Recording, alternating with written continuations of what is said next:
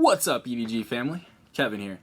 Today I'm going to be doing a tasting and a talk. I'm going to be tasting Hopadillo by Karbach Brewing. We'll talk about why here in a second. But I'm also going to be talking about travel games. Specifically because it's pretty relevant right now. But we'll get to it.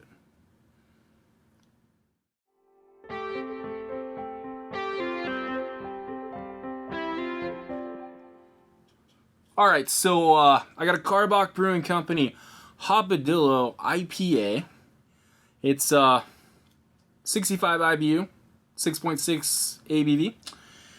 And the most thing that is relevant about this is it is brewed in Texas. In fact, does it actually have a... I think this is Fort Worth, right? Houston. Okay, that makes a little sense. Makes a little more sense about something now. But anyway, so yeah, I'm gonna be tasting this. At the time of this video, me and my family will be headed for a little weekend trip. We're taking my daughter to her first concert.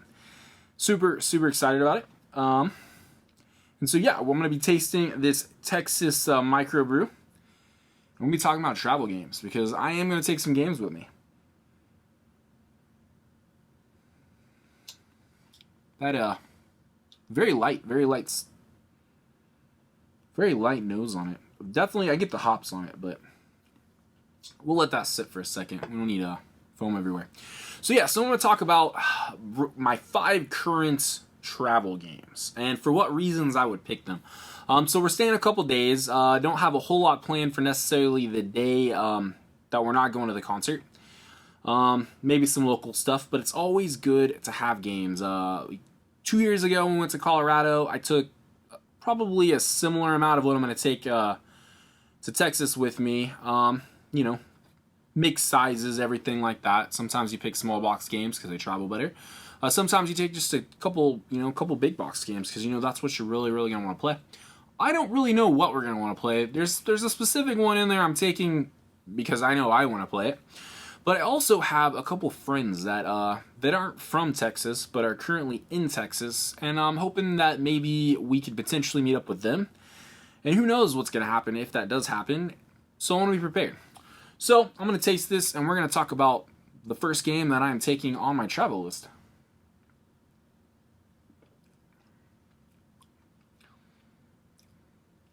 Oh man, that is a bit bitter, especially on the back end. Very dry, but it definitely very almost kind of like what you would imagine when you just think of your standard IPA. Reminds me of another one I just had from Santa Fe Brewing a couple months ago.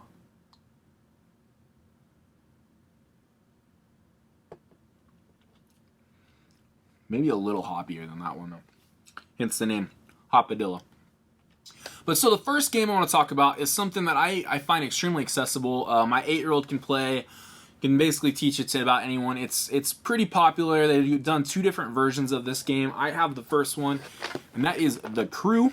It is a trick-taking card game where you're cooperatively trying to either win tricks, lose tricks, depending on what the mission is.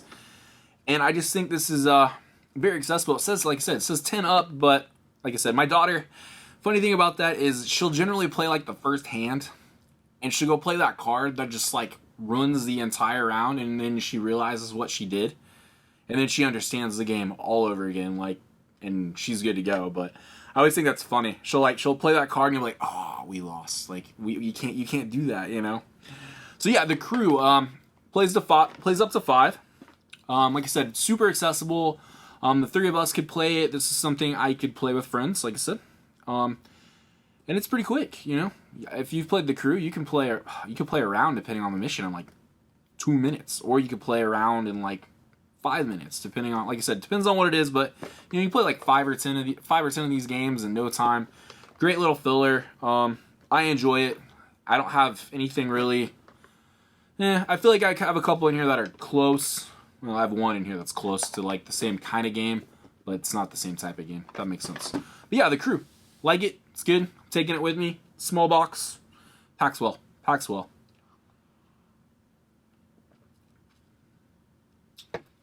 So, I'm pretty sure my mom picked me up some. I don't know if she actually picked me up the beer, but she brought me a glass back a couple years ago. She had a friend that lived down in Houston and would travel down there every once in a while. That is my first experience with Karbach Brewing, and that glass just broke like the other day. I was super, super sad about it. All right, so the next game I want to talk about is something similar, and it's one that my daughter also enjoys to play, one I like to enjoy, and that is Rhino Hero. I took this with me to New Mexico with me last summer. It's a pretty fun game. If you've ever played it, it's quick. It's a dexterity game. You're card stacking. It is not cooperative like the last one, but it has a card playing mechanics to it, and it's one of those games where when I first got it, my daughter wasn't really old enough to completely get the card mechanics, but she liked the stacking, so I'd get it out and we just stack cards and see who lost. And then a couple years, I think when I took this to Colorado, I think that was the first time she was like, oh, we're going to play with the card mechanics. And then she realized she could, kind of be mean. And she enjoyed it a little bit more. So, yeah, Rhino Hero. Super, super casual, very party game. It says it plays, 2 to 5. I think you could probably, if you wanted to, play with a 6 player. I don't need to, though. I think 5 is my max limit for the weekend. Another small game. Super flexible. Yeah, enjoy it. I would... as of right now, this is a pretty small stack of games. And we're going to continue on with that for a second. So obviously I want to bring something that, me and my wife can play. Even if my daughter doesn't want to participate, we have a game we can play. She's a fan of cooperatives, and we do have quite a few Tiny Epic games, but she hasn't played this one yet. So I'm specifically grabbing this one. I asked her what she would want earlier, and she said Tiny Epic Zombies. I told her, I said, hey, that's fine. I definitely think we should take a Tiny Epic, but I want to take this one. I want to take Tiny Epic Dungeons because you haven't played it yet, and if there is the possibility of hanging out with some friends, they are also kind of into fantasy games. And I could teach this one. As bad as I don't like the iconography on like the expansion pack, it's not that hard to teach. So I got this. I got the stories, but that's mainly just because I think all my minis are in here. No, they're not. All the minis are in here. But yeah, Tiny Epic Dungeons. This would be, like I said, a good one for her and I if we're in for it on Saturday night and we're want to play a game. I could totally teach this to her. Could play it. I think I could probably also teach this to my daughter. She might need a little help, but Tiny Epic Dungeons. Another one that I have thought about potentially getting a playthrough up on the channel for. So let me know if that's something you'd want to see. Like I said, I have the game down pretty good. I think I'm up to maybe about, I don't know, between 15 and 20 plays on it. Iconography just kind of messes with me if I haven't played it for a minute. And sometimes it does play a little long, but... Alright. So the next one is one that's for me. This is absolutely for me. It's a game I just unboxed. I did an unboxing video. It was total wreck, so if you haven't got that, definitely check it out. And so I haven't learned it yet. So this is one of those things where if I have some downtime, for whatever reason, I can get this tabled and start learning it while we're gone. That's Solar Sphere. Said I just did an unboxing of this one, and I'm excited to learn this one. It's obviously the newest thing I've had in. I got some more stuff coming in soon, but this one is my primary focus. I want to learn it. I think the solo mode is supposed to be pretty good. It is a high score variant, so we'll see how I feel about it after I've played it a few times. But then there's also the possibility if there's 4 adults and we all want to play a game, and I've already figured this out. Maybe I'm playing, the first 4-player Solar Sphere game while we're gone. But, yeah. So, this last one is the biggest game. And it's not for me. In fact, I threw a couple of these around. Like Rhino Hero, I got a couple different options I could have put in for that one. Other dexterity games that are easy. Other small box hobby games that we have. The Crew, like I said, I don't have a whole lot of that. Tiny Epic could have been any other Tiny Epic. Zombies, Galaxies. My daughter can play Dinos, so that one's good. And then Solar Sphere, I mean, I could have easily took Recklin Run with me, and like I said, that's a great solo travel game that I probably would take if this wouldn't have came in, just to kind of learn that next chapter I haven't played yet. But we're taking Solar Sphere. This one could also have been replaced by a couple different ones, but this is what she went with. And she wanted me to grab Sorry Sliders. So obviously the biggest box out of all these. But in my opinion, this is kind of my concession for not being able to take my Crokinole board. Because this is probably the closest thing I have to like Crokinole Light. My Beanie board would have been good too. And I think I did take that last summer. But this one's good. You can play it up to 2 to 4 players, and it's not it's my favorite way to play Sorry. I'm gonna tell you right now. I don't know if I mentioned this in another video, but my daughter growing up really loved Sorry. If she'd have been like, "Dad, go grab Sorry," I'd have been like waiting for it, like Sliders, right?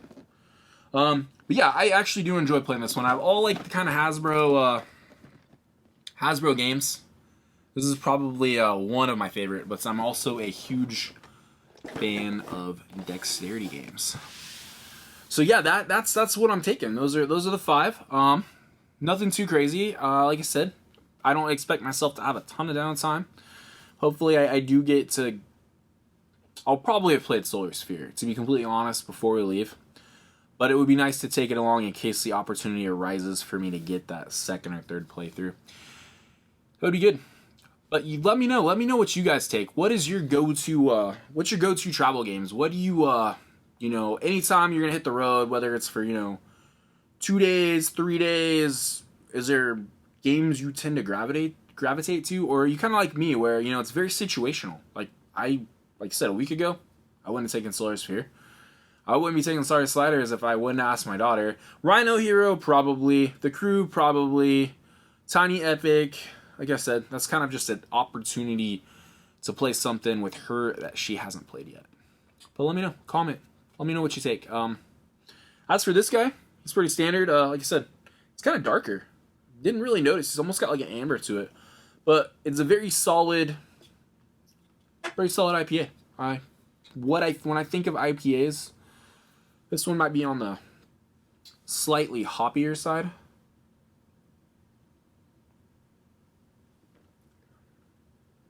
But it's pretty good. That's going to wrap it up for me. Hope you enjoyed this video. If you haven't subscribed, think about subscribing. I am going to do a giveaway at some point. It'll be subscriber based, so that number will kind of depend on, you know, who's how many subscribers are at when I decide we're going to do the giveaway. But yeah, like this video. Let me know if you want to see more these little tastes and talks. I enjoy doing them. They're fun conversational topics. And like I said, I will see you guys on the next one. Much love.